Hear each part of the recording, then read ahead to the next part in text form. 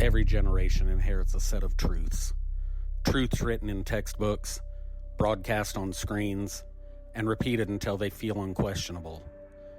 But in a world where images can be forged, memories can be manufactured, and certainty can be engineered, one question still fractures the room. Did humanity truly escape Earth's gravity, or did we fall for the most convincing illusion ever staged? On this episode, Badger and Grandmaster return to the battlefield of belief, where evidence is a weapon, doubt is ammunition, and perception decides the victor. This is the Mind War. Part 2, Space Travel, Real or Fake? Don't just listen, don't just believe, decide. Hey, what's up, everybody? Welcome to the Mind War podcast. I'm Badger, this is Grandmaster, and we're going into part 2 of one of the most heated debates in modern history. Is space travel real? Did America really go to space? Oh, not my turn yet. Today, we're not dealing with opinions, theories, or government press releases. We're dealing with physical evidence, independent verification, and global scientific confirmation. 3 stories, 3 proofs, no speculation, no conspiracy, just reality. Who's reality? Well, proof. Okay. Scientific, national scientific, or worldwide scientific. Yeah. Okay. All right. So the first piece of evidence that I'm throwing out to you, it isn't a photo or a video or a government statement. It's 382 kilograms of physical lunar rock and soil, material that thousands of scientists around the world have studied, tested, and verified as non-Earth origin. These rocks contain microscopic glass spherules, solar wind particles, and geological signatures that cannot form on Earth because Earth has atmosphere, weather, and plate tectonics. You can hold them, you can test them, and every independent lab that has ever examined them has confirmed the same thing. They came from the moon and humans brought them back. Can I jump in on that? Please. Okay, so they came from the moon because someone told them that it did.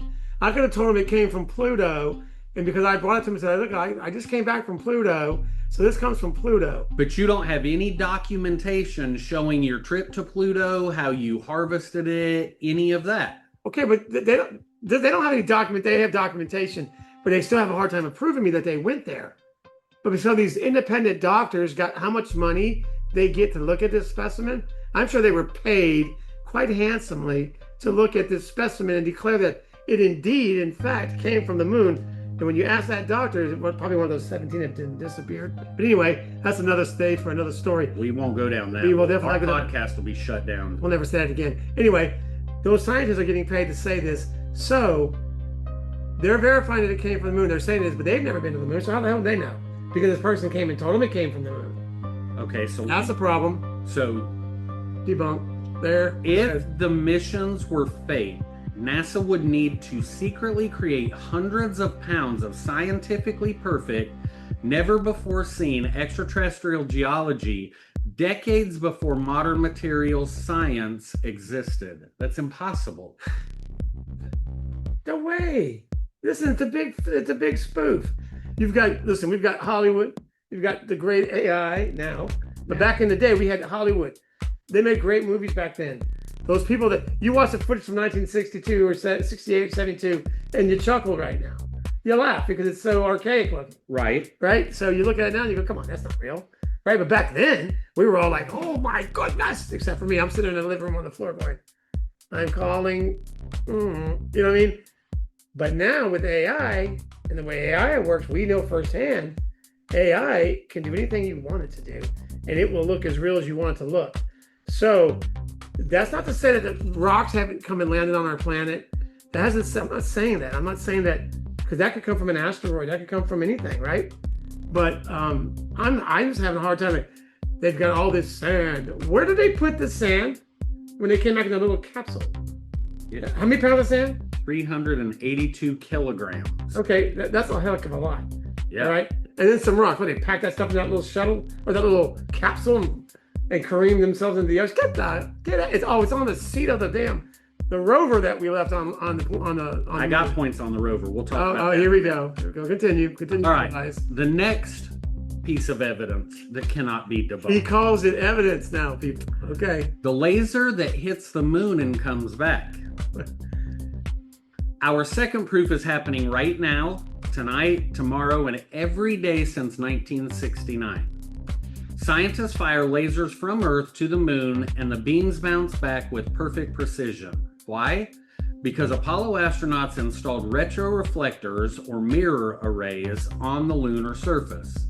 These devices don't exist in nature. They don't appear on their own. They were placed there by human hands. So that's okay. That's what they're telling you, man. Have you ever seen one of them things?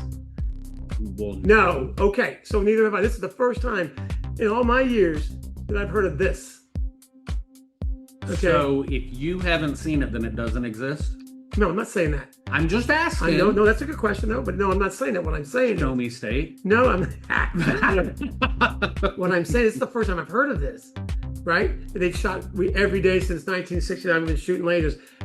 We couldn't find Saddam Hussein, or not Saddam Hussein, but Osama bin Laden forever. But we can shoot a laser to the moon and be like, come on now, keep going. Multiple countries' observatories, not NASA. They're getting paid. If the landings were faked, NASA would have had to secretly send unmanned missions capable of soft landing, deploying precision optical equipment, positioning it perfectly, all without anyone in the world noticing. That technology doesn't exist. That's what you just read, though. Right? You're telling me that it doesn't exist, but you know what? It probably does. There's all these manned flights we just covered in the last podcast, unmanned flights flying all over the country. I mean, they can say whatever they want to say. That's proof right there that they can say what they want to say. And then they finish it. All these things are finished with, it's never happened before. This technology has never been. I can say whatever I want to say. Yes, you can. I can say, I have proof. I talked to Armstrong before he passed away. I went and visited him in his hospital bed. He said they never flew. He whispered in my ear. Debunk that. Nobody can tell you it didn't happen. Right. I didn't see Armstrong. I'm just saying. But, see how simple that is? Okay. Next to the last point. Other countries photographed the Apollo landing sites. Of course. Our third proof doesn't come from NASA at all. Now listen, when you were hammering me, I listened. I wasn't. Okay. Go ahead. It comes from America's rivals, Japan, India, and China. Each with their own space programs, their own satellites, and zero incentive to protect U.S. pride. These nations independently photographed the Apollo landing sites from lunar orbit. They captured the descent stages, the disturbed soil, and even the paths the astronauts walked. This is not NASA verifying NASA. This is the world verifying NASA. Japan's ceiling probe photographed Apollo landing site terrain matching astronaut photos. India's Chandrayaan-1 detected disturbed lunar soil at Apollo 15's landing site, and India's Chandrayaan-2 captured images of the Apollo 11 descent stage at Tranquility Base. These agencies operate independently, no NASA funding, no shared infrastructure. So... Now, who told you that? They don't get no money? Come on, man. They get money. If they're going to go along with the hoax, they're going to get paid. All these space agencies work together, right? So if they're not getting paid some kind of money or some kind of kickback, they're not going to have a cosmonaut go up there and work with us just for GPs. They got to have something invested in it for them. So let me ask you this. If the U.S. faked the moon landings, why didn't the Soviet Union, our bitter enemy at the time, expose it? Because they too are trying to do the same thing. I mean, they tracked every single launch, but if it didn't happen, it would be in their best interest to say not really, because they were trying to. There was a space war at that time, who was trying to get to the moon first. Right. So if the U.S. didn't get there first, well, they had no way of proving that we did at that time. That's the problem. At that time, they had no way to prove that we did, and really, to this day, there's really no proof that we did or didn't, other than there's proof that we did because you can see it, and there's proof that we didn't because there's all kinds of anomalies that you're seeing that, things are just not lining up, right? So with today's technology, it's not lining up with things that you see. Now, does that mean people are going out there and altering things? I don't know, but it just gives me light because I'm like, I don't think it's real. Right. But why is Russia involved in the big hoax? Because they probably get money for having a space program too, I'm sure. And the people like that, and it's national pride. And if they ever claim that they went someplace, we're not going to debunk them. Because then if it was a place that Trump wanted to go to, Trump would debunk them in 2 seconds if he had a chance. Well, I was talking about we being you and me. Oh, yeah. But the U.S. everybody. Yeah, I mean if the Soviet Union back in whatever year it was claimed that they landed on the moon and took the lunar rover, and it's still, there's 3 of them still sitting on the moon, just so you know, and they're verified by pictures. So I can say that again. They're verified by pictures. Okay. So hang on, folks. There is a unicorn I took a picture of out in a meadow not too far from Ocala, Florida. It was a unicorn. I approve of it because it was in the picture. Yeah. I can't debunk your picture. Come on, this is insane. Because there's a picture doesn't mean it's real. True, but just because you say it's not real doesn't mean it's not real. True. Very true statement. So, folks, again, this is my brother. I love him with all my heart. We can disagree, and we can still be brothers when this is over. This is the psychological mind war. This is you figuring out what fits your beliefs and what you want to believe. We're not telling you what to believe. Grandmaster's not saying, if you're like Badger and believe this is real, then you're wrong and you need to die. Well, I wouldn't say die part. I'm not saying. I wouldn't say die part. I'm not You're saying damn wrong. if you don't believe Grandmaster, then you're drunk or something, because he has to be. Don't drink. This is the great thing about debates. This is the great thing about our podcast. But the problem is this just tells you how complex this war that we're in is. They're telling you one thing, and we're almost forced to believe it because it's in the history books. You have to remove almost. We are forced to believe it. We are forced. They're throwing it down the school kids, in their faces. It's, I'm sure it was like a great day on that school day when it went up. I'm sure they probably had TV and everybody watched it. Woo-hoo. You know they did. And I think that's great for national pride. I do, but I think it's creating another whole generation of baffled people that will just believe anything the government tells them. And on that note, think about the things that you believe. Not you, but our listeners. Think about the things that you believe. Why do you believe them? Yeah. Is it because the government's telling you this is how it is? Or is it because you've done your research, you've done your investigations, you've put your hands on it? That's kind of what we're nudging you to do. Well, my thought process on the whole space program is that it's okay for me not to believe it's real. It's okay for me if I don't find a lot of evidence to go along with me, because we live in a time where I can create a video right now, a fake AI video that show me that the lunar landing was fake, and it'll do it for me. So I mean, you can do that, right? So, but I just think you go by what you feel, and if you don't want to believe it, you don't have to. But the idea that we did at the podcast was to show you how deep the lie can be on both sides. Right. On the people like me who say it's fake, we can tell you all kinds of fake lies, fake stories, or fake evidence to prove that it's not real. And on the other side, they're giving you what they claim to be real evidence, but I'm claiming to be fake. And so both sides are having the same debate, mindful debate. Yeah. And I think that's why we did this podcast on that subject, because I think it goes deep. I think a lot of people are on either one of our sides that we go by, that we're on this podcast. So I think a lot of listeners will say, well, I agree with Grandmaster, and some will say, I agree with Badger, and some might just laugh and go, couple knuckleheads, right? Whatever. But I think we made it kind of light a little bit, but the reality of it is, I just think we need to be careful on deepfakes. And if you think something's a deep fake, you're okay to believe that.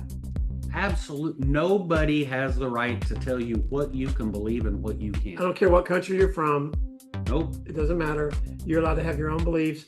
In some countries, you probably can't talk about them. But that doesn't mean you can't have them. That's right. If you're listening to us from a country that is under communist regime and you're not allowed to say anything bad about the government, don't put yourself in jeopardy. But it doesn't mean that when you're by yourself or you're in the house with your family that you can't have these meaningful conversations. Well, just real quick, so that people understand that our podcast is not political.